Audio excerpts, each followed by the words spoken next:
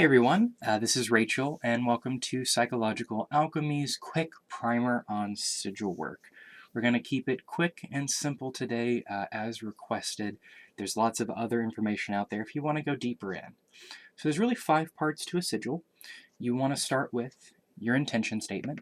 This is something like, I will, I am, it is my will to. You want to make sure it's active, really manifesting your intention out there. We're going to create the sigil and close it in a circle.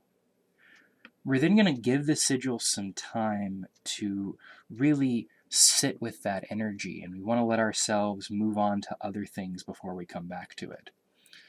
Then we're going to charge it with emotional, sexual, or spiritual energy. Then we're going to destroy it, really break that circle and let it go out into the world. And the last thing is we're going to talk about how you can use sigils for more meditative practices or for personal reminders. So let's start with my intention statement for today is that I will make an informative video. Cool. So the first step is we can get rid of the vowels. We don't need them for the simple sigils. Some people do use vowels in other ones, but I'm going to teach you the most basic form that I know. So first thing, let's cross those vowels out. And this process is very important. Make sure that you take the time to really see yourself taking these unimportant things out. The next thing we want to do is take out all of the double letters, the letters that appear more than once. So we only have one W, we'll keep that. We have one L here, we have another one there, we can get rid of that. We have an M here, so this M doesn't need to be here. We have one K, we have two N's, we have one F, one T, one V, and one D. So what I like to do at this point is really take out everything that you don't need.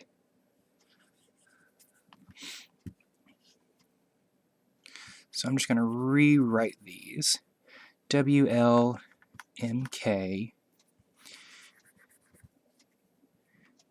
N-F R-T and V-D. All right, so the next part of this work is you want to create your sigil. Now, this is where your artistic self really gets to shine.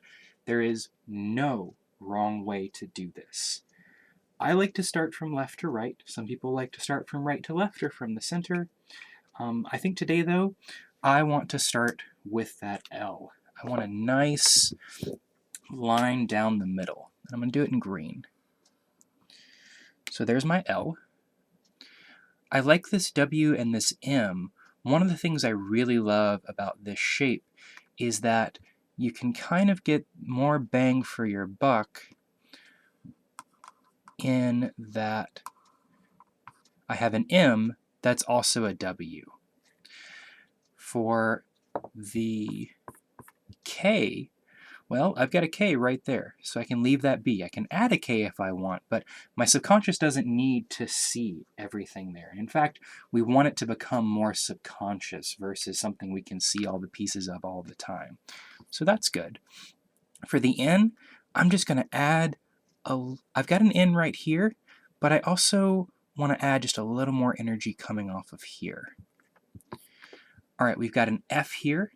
So for the F, I'm going to put that over on this side.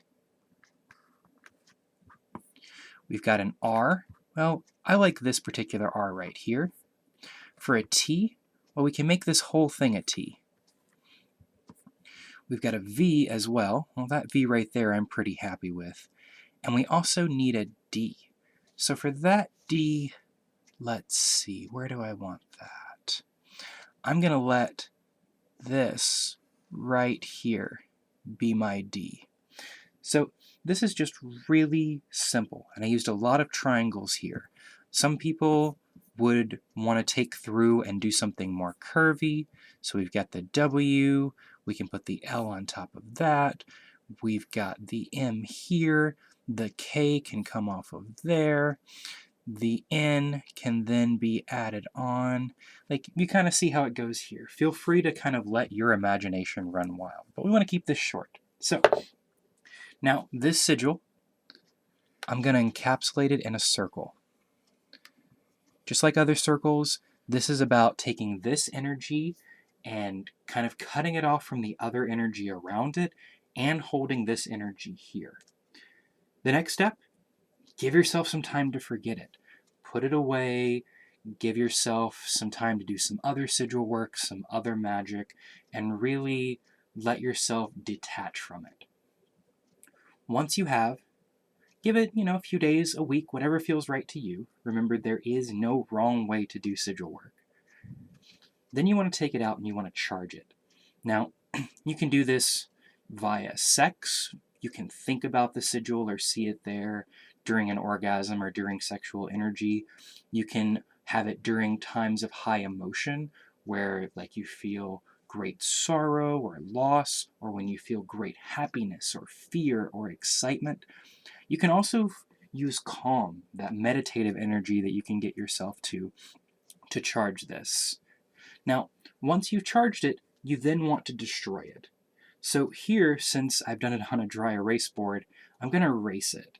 So once you break the circle, that energy is then free to go out. And you can destroy it by fire, by water, by any way that you find works. Some people bury it. Some people do, find something that fits with how you feel poetically and energetically destroys it for your needs. The final thing is, sometimes you want a sigil to remind you of things. We see these all around. There's, one of the most famous symbols that we see all around reminds us of the different kinds of energy and focus points for that. There's also symbols for various religions that stay around. It's important to know that some sigils you can keep around specifically to keep your mind going. But for the ones where you want to get your intention out there, push it into the world, those are the ones that you want to destroy. And really let yourself have a bit of ceremony and ritual beforehand. Light some incense, have some candles, whatever feels best for you. All right, well, thank you for your time, and I will see you next time.